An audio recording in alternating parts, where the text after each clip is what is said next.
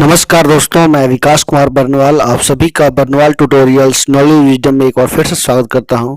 आशा करता हूं कि आप सभी अच्छे होंगे और अपनी परीक्षा की तैयारी सही दिशा में और मेहनत के साथ आगे लगन के साथ कर रहे होंगे। तो चलिए आज की इंपॉर्टेंट क्लास की शुरुआत करते हैं। तो यूजीसी नेट कॉमर्स पेपर 2 की कैंडिडेट जो भी तैयारी करे हो मेरे क्लास को फॉलो कर सकते हो, ज्वाइन कर सकते हो और बिल्कुल जो है फ्री ऑफ कॉस्ट मेरी क्लास प्रोवाइड करवाई जा रही है। तो आप सभी का ऑलवेज वेलकम है। और बता दूं कि पिछले बहुत सारे वीडियोज़ जो मैंने रिलीज किए आप सभी जुड़ सकते हो और उसका लाभ उठा सकते हो, क्योंकि आज से यूजीसी नेट का एग्जाम शुरू हो चुका है। तो जल्दी आपका कॉमर्स पेपर भी एग्जाम होने वाला है। और बता दूं कि 17 महीने के बाद जो है यूजीसी ने नोटिफिकेशन जारी करके कहा है, एनटीए ने 17 महीने के बाद लंबे गैप के बाद ये जो है एग्जाम कंडक्ट कराए गए हैं। मैं बता दूं कि इस बार 213 शहरों में 469 सेंटर में ये होंगे। और बता दूं कि एक इम्पोर्टेंट आपको नोटिफिकेशन बता दूं कि असम में इस बार जो है आज होने वाला एग्जाम को जो है डेट पोस्टपोन कर दिया गया है, यानी कैंसिल कर दिया गया, जो कि इस बार रिशेड्यूल करके इसको 28 नवंबर को लिया जाएगा। और बता दूं कि इस बार रजिस्टर्ड स्टूडेंट्स की नंबर की संख्या जो है 12,67,000 के आसपास है। तो आप सभी ज्वाइन कर सकते हो और लगभग 36 सब्जेक्ट पे जो है एग्जाम हुए हैं।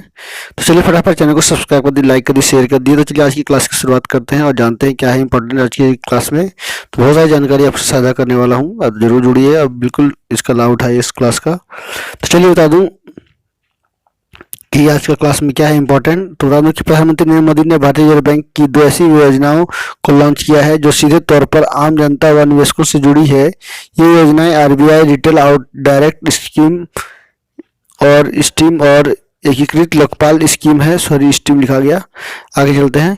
रिटेल डायरेक्ट स्कीम जहां आम निवेशकों को सीधे तौर पर सरकारी प्रतिभूतियों में निवेश का मौका देगी, वहीं एकीकृत लोकपाल स्कीम हर तरह के बैंकों और वित्तीय संस्थानों के ग्राहकों की समस्याओं को दूर करने की एक साझा मंच उपलब्ध कराता है। रेल मंत्री ने कहा है कि रिटेल डायरेक्ट स्कीम से निवेशकों के लिए कैपिटल बाजार की पहुंच आसान होगी, क्योंकि इसे छोटे तो निवेशकों को सरकारी प्रतिभूतियों में निवेश करने का एक सरल और सुरक्षित माध्यम मिल गया है। अभी तक मध्यम वर्ग, कर्मचारी, छोटे व्यापारी, वरिष्ठ नागरिक सरकारी बैंक, बीमा या म्यूचुअल फंड्स के जरिए प्रतिभूतियों में निवेश करते थे। उन्होंने यह भी याद दिलाया कि सरकारी प्रतिभूतियों में सेटलमेंट सरकार की जिम्मेदारी होती है। एकीकृत लोकपाल स्कीम के बारे में पीएम ने कहा कि one nation one ombudsman system से बैंक ग्राहकों को हर शिकायत का समाधान बिना किसी परेशानी से होगा। इस स्कीम से बैंक, एनबीएफसी और दूसरे वित्तीय सेक्टर में 44 करोड़ लोग, बता दें 44 करोड़ लोन खाता धारकों और 220 करोड़ डिपॉजिट खाता धारकों को फायदा होगा। अगर कोई व्यक्ति treasury bill, dated securities, sovereign gold bonds या स्टेट डेवलपमेंट लोन को खरीदना चाहता है तो उसे रिटेल डायरेक्ट स्कीम के तहत आरबीआई की तरफ से स्थापित पोर्टल के जरिए रिटेल डायरेक्ट गिल्ट अकाउंट खोलना होगा। इस खाते को निवेशकों की बचत से जोड़ा जाएगा। तो बहुत अच्छी पहल की गई है। अभी तक से कहा जाता है कि इतिहास बनने जा रहा है भारत सरकार के द्वारा। चलिए आगे जानते हैं। -30 डिग्री में भी नल से मिलेगा जल, सर्दियों में पानी ना जमे इसके लिए पाइपलाइन के साथ साथ बिछाई जाएगी हीट ट्रेस केबल। चीन सीमा पर सेना के जवानों को सहित जो है करीब 2400 की आबादी के बोरवेल के जरिए सर्दियों में भी पानी की व्यवस्था की जाएगी। योजना का 80% काम पूरा हो चुका है। सर्दियों में हीट से ट्रेस केबल के जरिए पाइप को गर्म रखा जाएगा, इससे पानी की आपूर्ति सुचारू रहेगी। तो देख सकते हैं heat tracing system. Heat tracing cable पानी की पाइपलाइन के साथ साथ एक विशेष टेप से चिपका कर लगाई जाती है।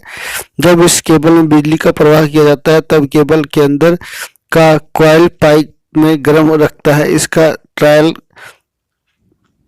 काजा में पहले हो चुका है, दूसरे ट्रायल जल्द किया जाएगा। लाहौल घाटी में भी यह ट्रायल पहले ही सफल रहा है। पुलिस चौकी समेत जवानों को भी जो है इसका पेयजल का लाभ मिलने जा रहा है।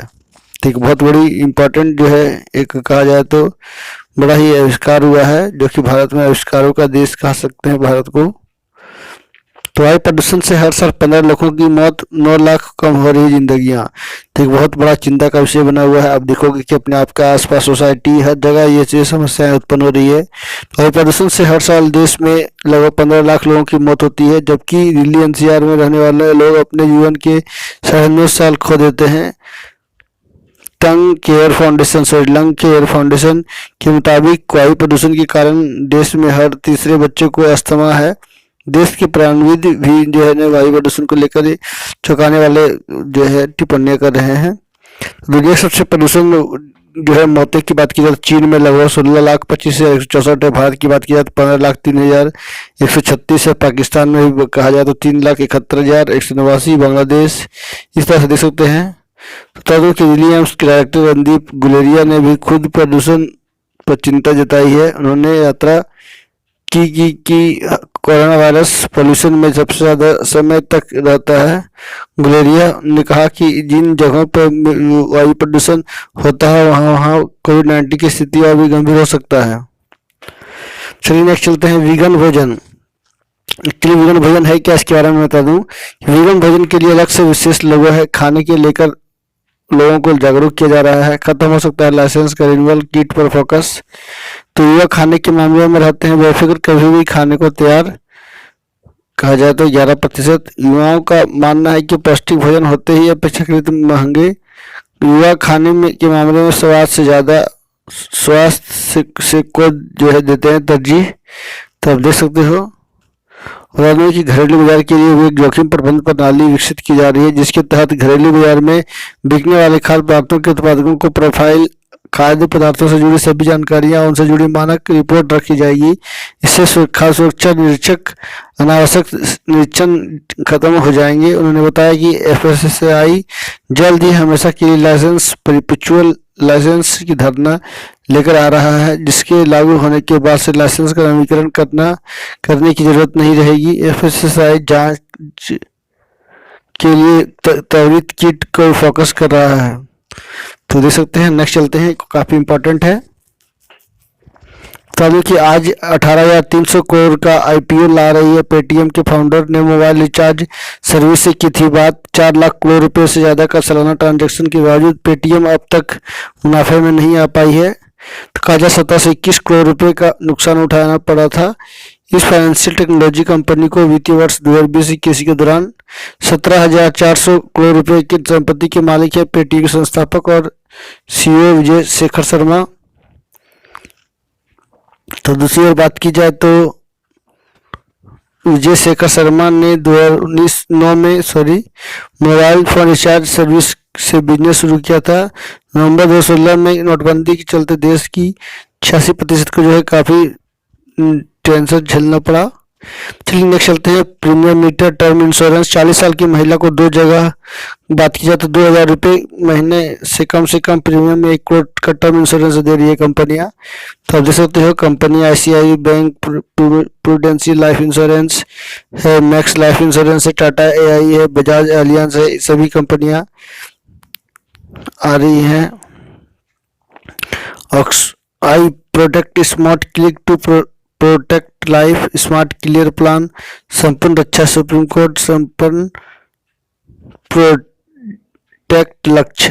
तो ये देख सकते हो आप किस तरह से टर्म जो है दिया जा रहा है, प्रतिशत बोल रहे हैं। 40 साल की पहली महिला को 2,000 रुपये महीने कम प्रीमियम में जो है 1 करोड़ रुपये का टर्म इंश्योरेंस दे रही है कंपनियां। तो कहीं ना कहीं इसका कुछ कंडीशंस हो सकते हैं जो कि चिंता में डाल सकते हैं, लेकिन ओवरऑल देखा जाए तो काफी अच्छा भी है और काफी पेज भी है। तो चलिए आगे जानते हैं। बहुत सारी आज मैं आपको जानकारी देने वाला हूँ। तो एक साल में 50,000 रुपये से ज़्यादा के गिफ्ट टैक्सेबल हैं। त्योहारों पर उपहार देने के चलन सदियों से है।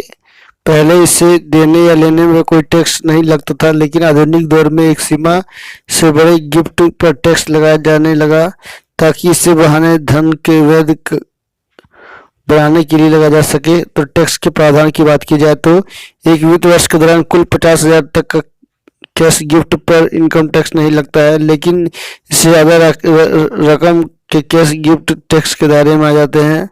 सगे संबंधियों मसलन जीवन साथी, भाई बहन, पति पत्नी या भाई बहन, माता पिता के भाई बहन आदि से मिले हर तरह की गिफ्ट टैक्स फ्री होते हैं। तो जरूर याद रखिए, काफी इंपॉर्टेंट है। विश्व हिंदू परिषद के परिवार के किसी भी सदस्य या नजदीकी इस्तेमाल से भी गिफ्ट मिले गिफ्ट, चाहे उन्होंने निवेश के लिए से क्यों न भेजा हो, लेकिन टैक्स फ्री मिला है, किया गया है। नेक्स्ट चलते हैं। शादी के मौके पर मिले गिफ्ट टैक्स नहीं लगता, चाहे वह किसी भी रुपया मात्रा में मिले। अच्छा हो यह होगा कि शादी को गिफ्ट देने वालों को नाम पता की लिस्ट बना लें। सबसे ज़्यादा डिविडेंड देने वाली 10 कंपनियों की बात की जाए तो बीपीसीएल है। नेक्स्ट चलते हैं आखिरी सवाल की ओर। तो विश्व बैंक के अनुसार धन प्रेषण के मामले में दुनिया के सबसे बड़े प्राप्तकर्ता भारत में 2021 में विदेशों से लगभग 87 अरब डॉलर भेजे गए। इसके करीब 4.6% की वृद्धि दर्ज की गई। इसके सबसे अधिक 20% की निधि अधिक अमेरिका से भेजी गई। वाशिंगटन स्थित विश्व बैंक ने जारी अपनी रिपोर्ट में कहा है कि भारत के बाद चीन, मेक्सिको और फिलीपींस और मिस्र के स्थान है। बता दूं कि यह बढ़कर संख्या जो है 2022 में 83 अरब डॉलर यानी 89.6 अरब डॉलर होने का अनुमान है। भारत विदेशी स्रोत से लगभग 2020 में 83 अरब डॉलर से अधिक भेजे गए धन, तो काफी बड़ी उपलब्धि रही।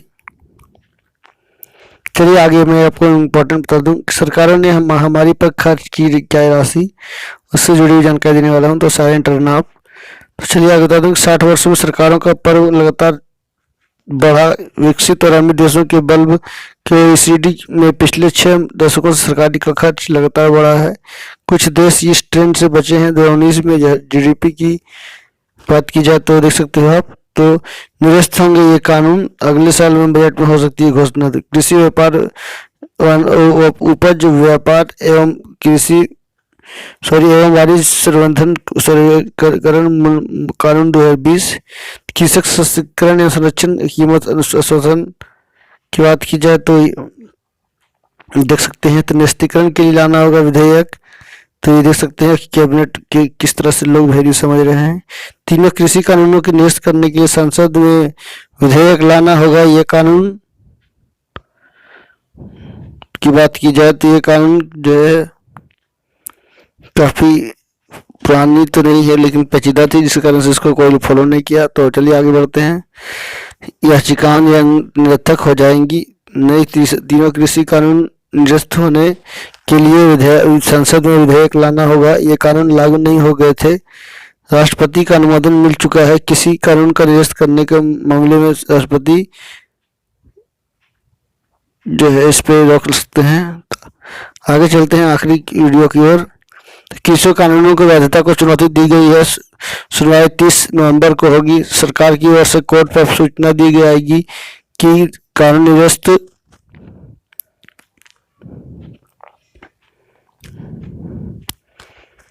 तो चलिए कानून निरस्त करने की बात हो चुकी है, यानी अब जल्द ही इस पर जो है कैबिनेट में फैसला लिया जाएगा। इसी आधार पर निस्तारण हो रुक सकेगा। प्रदर्शन की मंजूरी को लेकर भी जारी की गई है। सुनवाई 22 नवंबर को सूचित किया जा सकता है। याचिका निरर्थक लखीमपुर कोर्ट कांड को लेकर भी याचिका दायर की गई है। 3 जनवरी 2022 को सुनवाई है।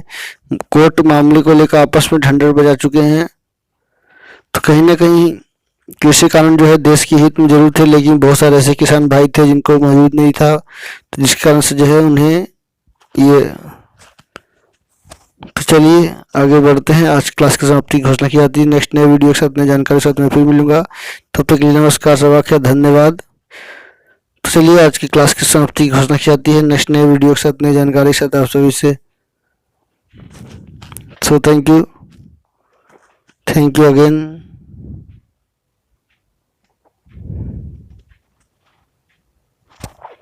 तो चलिए धन्यवाद। Thank you. Stay healthy and be happy. Thank you again. Thank you.